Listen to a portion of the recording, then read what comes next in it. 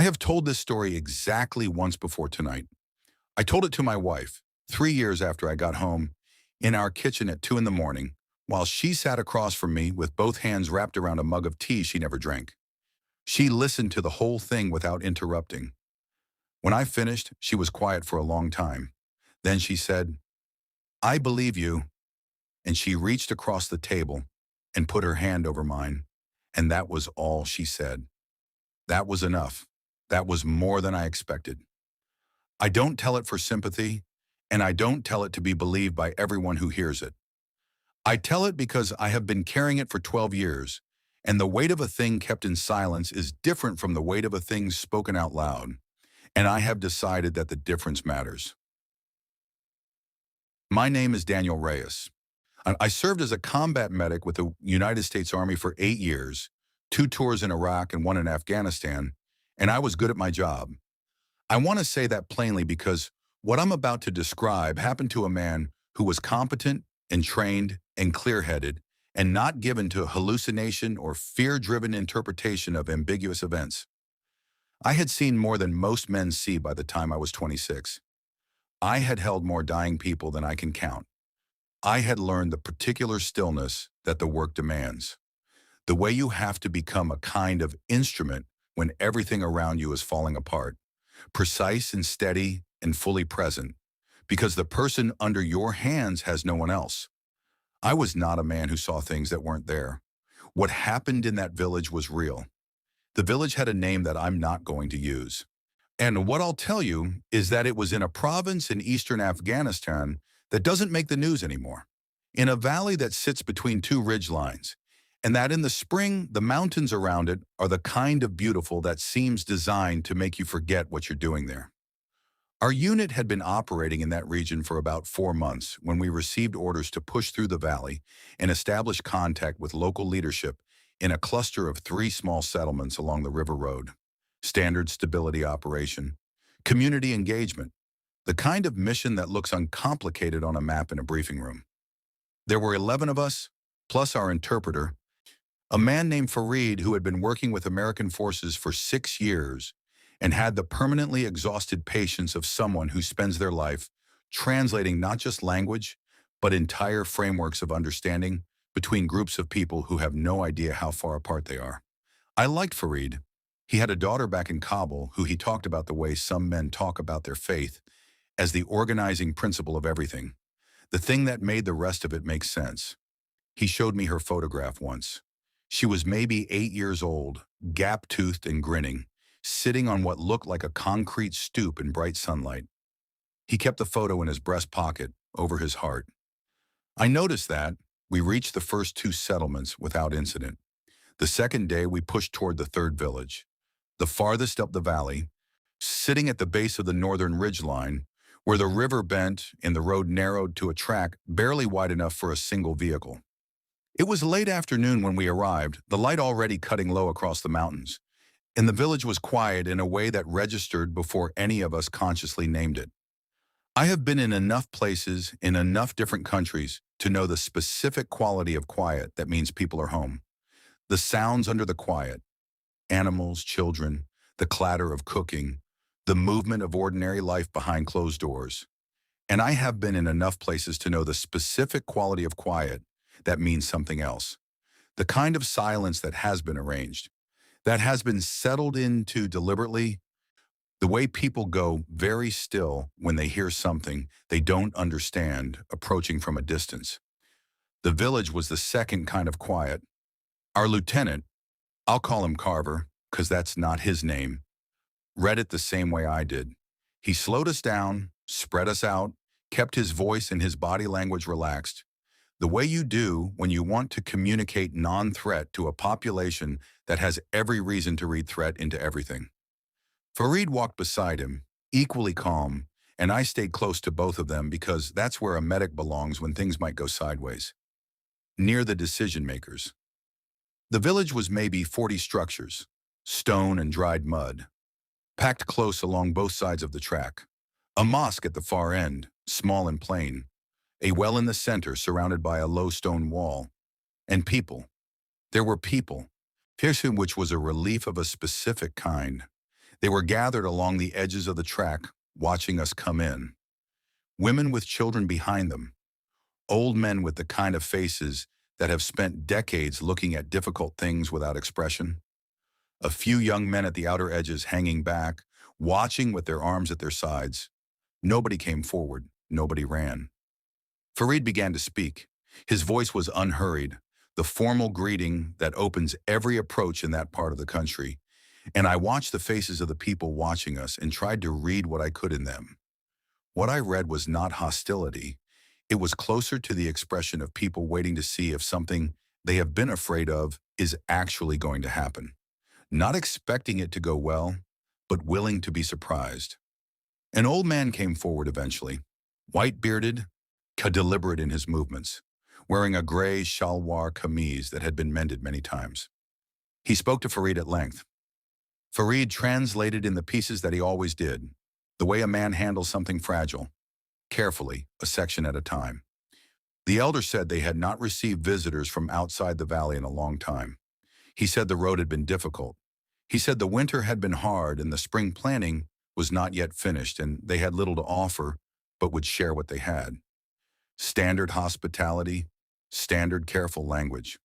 We were brought to a large room in the elder's house and tea was made, and the opening conversation happened the way it always does in those meetings.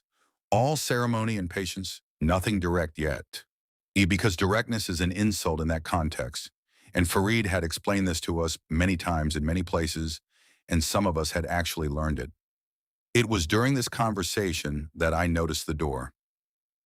The room we were sitting in had 3 doors. The one we'd entered through, one that appeared to lead to a back courtyard, and one on the north wall that was closed.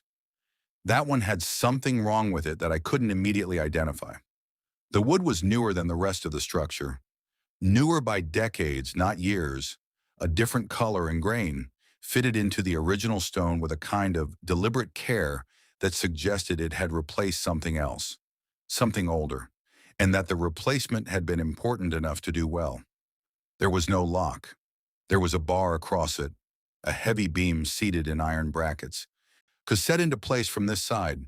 Whatever was behind that door was being kept in, not out.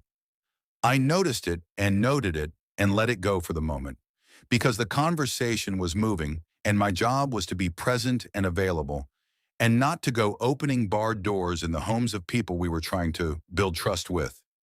The meeting went on for an hour. Nothing remarkable was said on either side. We asked the questions on our list. We listened to the answers. Carver made notes. Fareed translated everything twice over, which he only did when he thought something wasn't coming across. And I watched his face during those moments with more attention than I watched anything else in that room. Fareed's face was careful. That was normal. But there was something else in it that I recognized from other places and other times. A kind of attention that had been pulled tighter than usual. A watching quality that was different from professional alertness. Like a man listening for something behind the words he was translating. We were preparing to leave when one of the children in the outer doorway, a boy, maybe 7 or 8, who had been standing there for most of the meeting, said something in a high, clear voice. Every adult in the room went still. Not alarmed, stilled. The way people go when something has been said that wasn't supposed to be said out loud. Fareed translated without looking at me. He says the room remembers everyone who goes in. I looked at the child and the child was looking at the barred door. I looked at Fareed. Fareed's jaw was tight. He said quietly, without turning his head, "Don't ask about it. Not here." The elder said something sharply to the boy. The boy left the doorway without another word. Conversation resumed. 5 minutes later, we were outside, and the afternoon was turning to evening, and we set up our position for the night in a clear area, 200 meters west of the village perimeter, the way protocol required. That night, after Carver had set the watch rotation and most of the unit was down, I found Fareed sitting against a rock at the edge of our position, with his knees pulled up and his eyes on the village.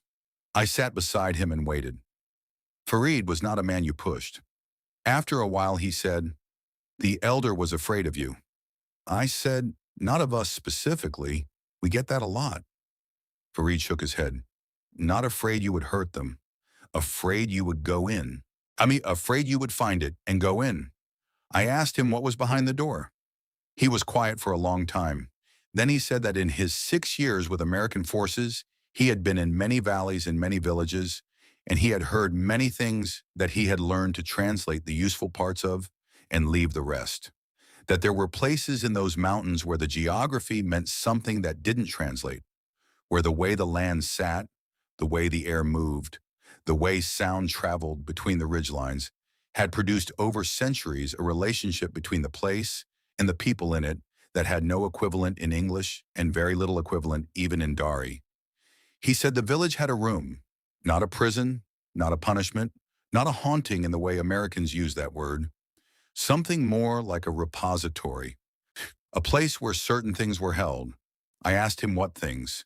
He said, the things that needed to be held somewhere, the things that happened in the valley that were too heavy to carry and too dangerous to release.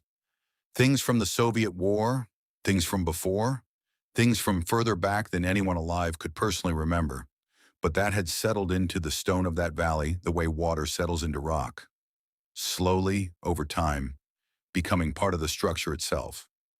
He said the bar on the door was not to keep anyone from opening it. It was to keep whatever was inside from feeling the door move when the wind came down from the ridge. Because if it felt the door move, he said, it listened. And if it listened long enough, it started to remember. I asked him, remember what? He looked at me for the first time. His face in the dim light was the face of a man who has thought about something too long and too hard and arrived somewhere past the place where language is adequate. He said, everyone who ever came in. I didn't sleep well that night, not because I was frightened exactly. I was trained past that kind of fear, past the kind that sits in your chest and makes your hands unsteady. But the other kind, the kind that lives in the back of the mind and can't be addressed with training, that kind was present and running. In the morning, Carver received updated orders. We were to remain in the valley for an additional day, conduct a secondary assessment, document infrastructure and population data. Standard extension, normal enough. What happened that morning was not normal. 2 men in our unit, I'll call them Briggs and Moss, those are not their names, decided during the morning movement through the village to look behind the barred door. I was not there when they went in. I was in the square by the well, completing my medical assessment of a child who'd been brought to me by a mother communicating entirely through gesture, a language I had gotten reasonably fluent in. I didn't know they had gone in until I heard the sound. I want to be precise about the sound because I have tried many times to describe it, and I'm never fully satisfied with the description. It was not a scream. It was not a crash or a shot or any of the sounds that trigger specific trained responses. It was more like a frequency, something below language, below the range of distinct sound that registered less in the ear than in the chest. A vibration that came from the direction of the northern end of the village and arrived with the quality of something that had been under pressure for a long time, releasing all at once. The child I was treating looked at the sound, not toward it, at it, the way you look at something directly in front of you. Then she pressed her face against her mother's side. I was moving before I had fully decided to move. I found Briggs outside the door, sitting on the ground with his back against the wall and his rifle across his knees and his eyes fixed on something in the middle distance that was not visible to me. He was breathing. He appeared physically uninjured. He did not respond to his name for several seconds. And when he did turn to look at me, his face had a quality I had seen before. On patients coming out of severe shock, on men right after blast injuries before the pain arrived. A quality of having been briefly somewhere else and not yet fully returned. He said, there was nothing in there. I asked where Moss was. He said Moss didn't come back out. Moss was inside, standing in the center of the room, which was empty, bare stone walls, earthen floor, no furnishings, no stored goods, nothing that explained its existence or its locked state. He was standing very still, with his head slightly bowed and his hands at his sides, and he was speaking in a low, continuous murmur that I had to get close to hear. He was listing names, not his own name, not names I recognized. Names in the cadence and pronunciation of Dari, or something older than Dari, A long, unbroken list of names in a voice that was Moss's voice, using a vocabulary that was not his, had never been his, belonged to nothing in his life or background or experience. He was 23 years old. He had grown up in a small city in Ohio. He spoke no language except English and a few words of Arabic he'd picked up on deployment. He stood in the center of that empty stone room and recited names in a language he did not know. I got him out. I want to be clear that it was not easy, not because he resisted. He didn't resist. He came with me without struggle. But because every step toward the door, the list of names got quieter and quieter, as if the room was pulling the sound back in, keeping it. And by the time we crossed the threshold and I got him outside into the morning air, the murmuring had stopped completely and Moss blinked and looked at me with his own face again. The 23-year-old from Ohio, Ewan said, "What happened?"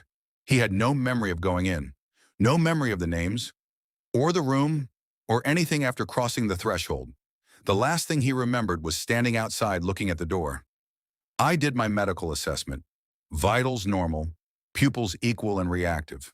No signs of concussion, no disorientation beyond what had already passed.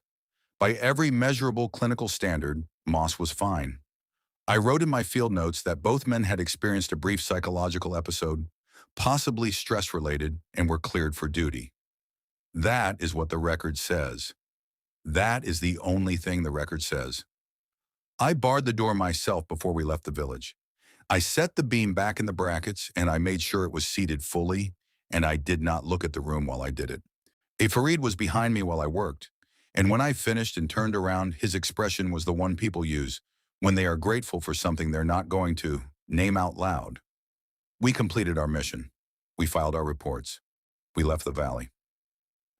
3 weeks later, back at the FOB, I was sitting in the medical bay finishing paperwork when Moss came in for a routine checkup.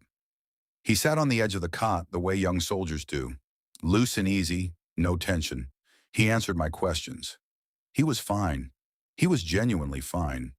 As he was leaving, he stopped in the doorway and turned back and said, "Doc, I keep hearing this thing." I looked up. "When it's quiet," he said. "Late at night mostly. It's like," he searched for the word, "like someone reading a list, names or something. Far away. I can't make out the words." He shrugged, embarrassed the way young men are embarrassed by anything they can't quantify. "Is that like a tinnitus thing, you think?" I told him it was probably tinnitus. I told him to come back if it got louder or started affecting his sleep. I wrote in his chart that he reported mild auditory symptoms consistent with noise exposure. That is what the record says. I looked into the room's history when I got home. I want to be honest about how much I was able to find, which is very little. I found fragments in a few academic texts about folk practices in that region, about what some researchers called accumulation sites, places where communities historically processed events too large or too strange for ordinary narrative, too dangerous to simply remember in the ordinary way, and too important to forget. The room was not unique. There were others like it scattered through the mountains. Most had been destroyed or abandoned. The researchers who wrote about them did so with the careful distance of people who were academically fascinated and personally unwilling to get close. None of them had been in one. None of them had heard what a man sounds like when a room gives him back everything it has been keeping. I don't know what was in that room.